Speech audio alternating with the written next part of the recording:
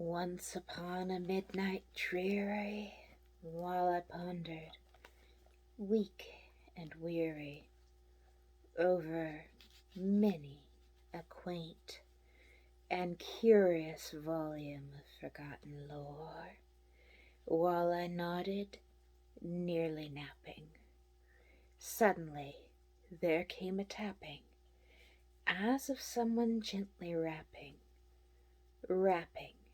at my chamber door. "'Tis some visitor," I muttered, "tapping at my chamber door. Only this, and nothing more."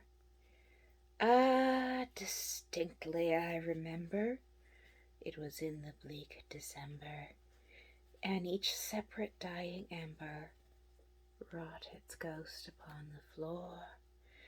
Eagerly I wished the morrow, vainly I had sought to borrow from my books surcease of sorrow, sorrow for the lost Lenore, for the rare and radiant maiden whom the angels named Lenore, nameless here forevermore, and the silken, sad, uncertain rustling of each purple curtain thrilled me, filled me with fantastic terrors never felt before, so that now, to the still beating of my heart, I stood repeating, "'Tis some visitor, entreating entrance at my chamber door, some late visitor entreating entrance at my chamber door. This it is, and nothing more." Presently my soul grew stronger, hesitating then no longer. "Sir," said I, "or madam, truly your forgiveness I implore. But the fact is, I was napping, and so gently came your rapping, and so faintly came your tapping at my chamber door, that I was scarce sure that I heard you. Here I opened wide the door, darkness there, and nothing more. Deep into that darkness peering, long I stood there, wondering, fearing, doubting, dreaming dreams no mortals ever dared to dream before. But the silence was unbroken, and the stillness gave no token, and the only word there spoken was the whispered word Lenore. This I whispered, and an echo back murmured the word Lenore. Merely this, and nothing more. Back into the chamber turning, all my soul within me burning. Soon again I heard a tapping, something louder than before. "Surely," said I, "surely that is something at my window lattice. Let me see, then, what thereat is, and this mystery explore. Let my heart be still a moment, and this mystery explore. 'Tis the wind, and nothing more." Open here I flung the shutter, when, with many a flirt and flutter, in there stepped a stately raven of the saintly days of yore.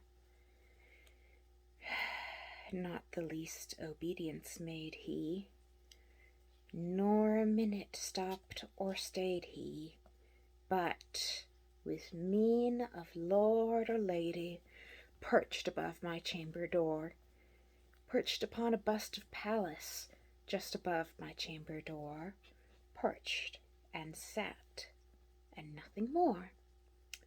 Then this ebony bird, beguiling my said fancy into smiling, by the grave and stern decorum of the countenance it wore, "Though thy crest be shorn and shaven, thou," I said, "art sure no craven, ghastly grim and ancient raven, wandering from the nightly shore.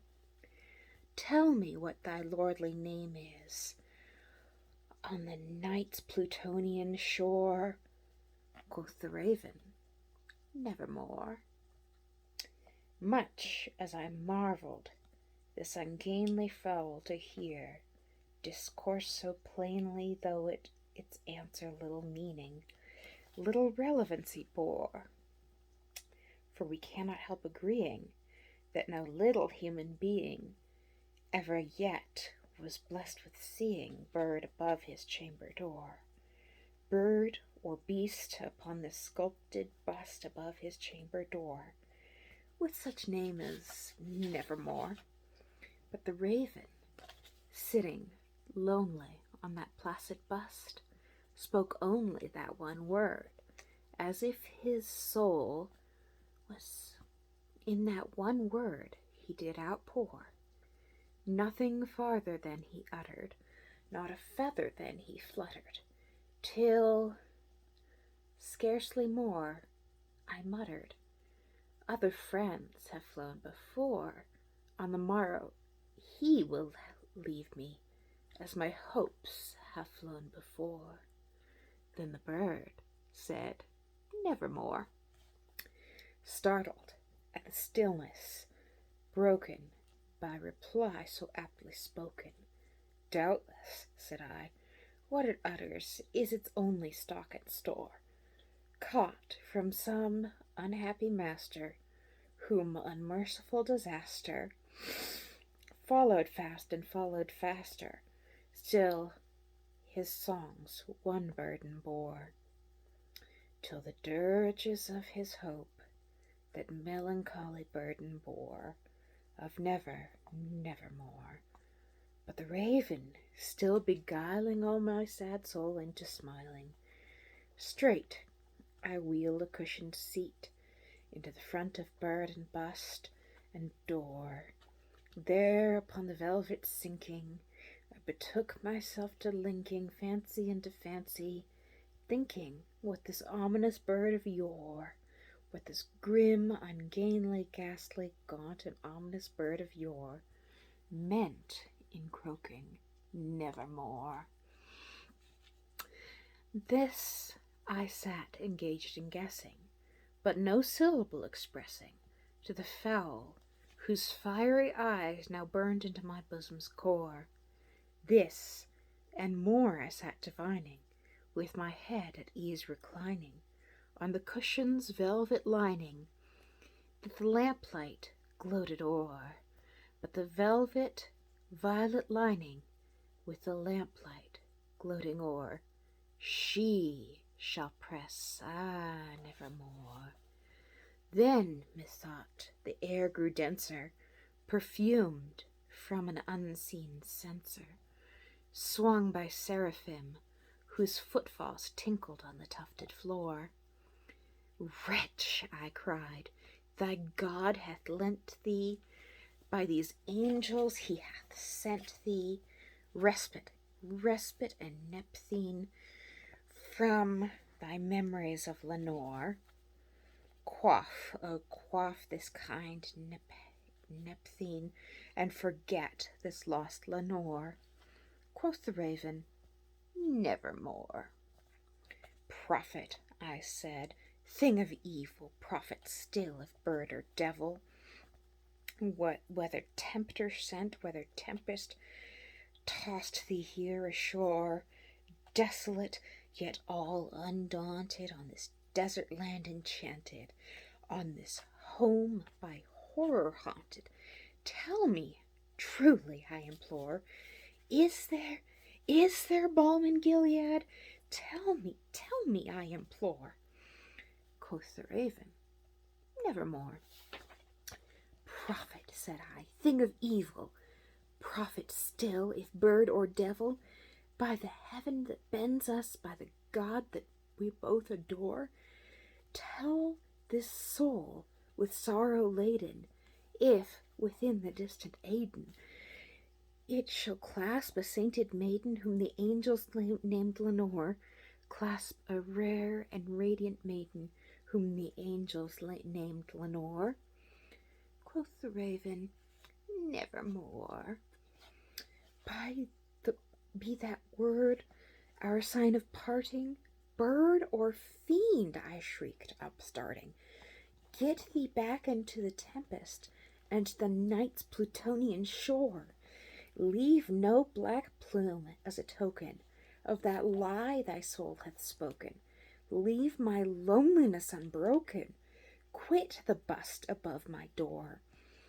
Take thy beak out from my heart, and lay thy form from off my door.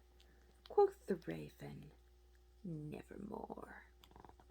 And the raven, never flitting, still is sitting on the pallid bust of Pallas just above my chamber door. And his eyes have all the seeming of a demon's that is dreaming, and the lamplight o'er him streaming throws his shadow on the floor. And my soul from out that shadow that lies floating on the floor shall be lifted nevermore.